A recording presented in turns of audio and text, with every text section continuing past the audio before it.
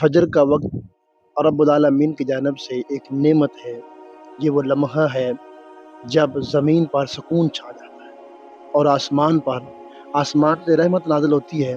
جو شخص فجر کی نماز ادا کرتا ہے اس کے لیے دن کی ابتدا برکت اور سکون سے ہوتی ہے۔ نماز فجر چھوڑنے والے اللہ کی بے شمار رحمتوں سے محروم ہو جاتے ہیں۔ السلام علیکم ورحمۃ اللہ وبرکاتہ۔ میرا نام انعام اللہ نوری ہے۔ آپ دیکھ رہے ہیں اسلامک سفر ود نوری کے ساتھ، اور آج بہت ہی خوبصورت ویڈیو کے ساتھ میں حاضر ہوا ہوں۔ آج ہم بات کریں گے فجر کی نماز کی عظمت اور اس کی برکتوں پر بات کریں گے۔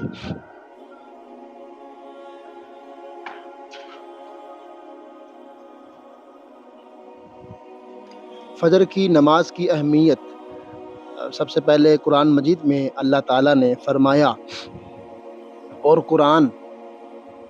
قرآن فجر کی نماز کا وقت گواہی والا ہے۔ سورۃ بنی اسرائیل میں اللہ تعالیٰ فرماتا ہے کہ فجر کا وقت ایسا ہے کہ فرشتے بھی حاضر ہوتے ہیں اور گواہی دیتے ہیں۔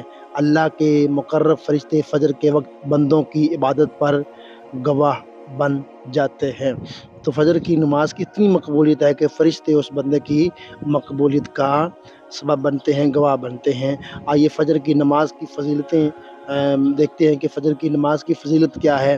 فجر کی نماز اللہ تعالیٰ کی حفاظت، نبی کریم صلی اللہ علیہ وآلہ وسلم نے فرمایا جو شخص فجر کی نماز ادا کرے وہ اللہ کی حفاظت میں ہے۔ مسلم شریف کی یہ حدیث ہے کہ جو شخص فجر کی نماز ادا کرتا ہے وہ اللہ کی حفاظت میں آ جاتا ہے۔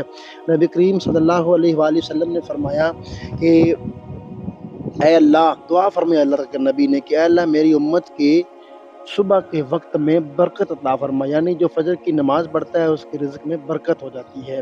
اور نبی کریم صلی اللہ علیہ وآلہ وسلم نے فرمایا جو اندھیروں میں مسجد کی طرف جائے اللہ قیامت کے دن اسے کامل نور عطا کرے گا۔ یہ ترمذی شریف کی حدیث ہے۔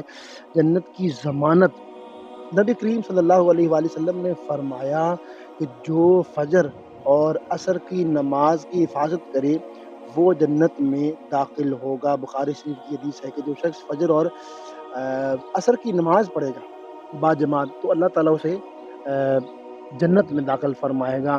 آئیے ایک صحابی کا واقعہ آپ کے سامنے پیش کرتا ہوں، اور نبی کریم صلی اللہ علیہ وسلم نے کہ صحابی کا جو واقعہ ہے کہ وہ سخت بیمار ہو گئے، جسم میں حرکت نہیں تھی، تو وہ اپنے آپ کو فجر کا جب وقت ہوا تو اپنے آپ کو وہ گھسیٹ کر جو ہے نا مسجد کی طرف لے گئے۔